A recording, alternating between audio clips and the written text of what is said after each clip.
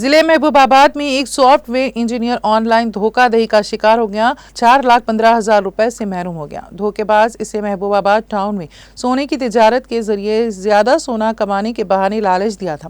اطلاعات کے مطابق حیدرآباد میں سافٹ ویئر انجینئر کے طور پر کام کرنے والے پی دیوندر نے الزام لگایا ہے کہ 15 دسمبر کو اسے ایک نامعلوم نمبر سے واٹس ایپ پر ایک پیغام موصول ہوا، جس کے ساتھ سونے کی تجارت کے لیے رجسٹر کرنے کے لیے ایک ویب سائٹ کے لنکس بھی تھے۔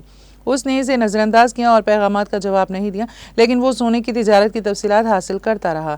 دھوکے بازوں نے اسے یقین دلایا کہ تقریباً 68 افراد سونے کی بولی لگا رہے ہیں اور وہ بہت زیادہ منافع کما سکتا ہے۔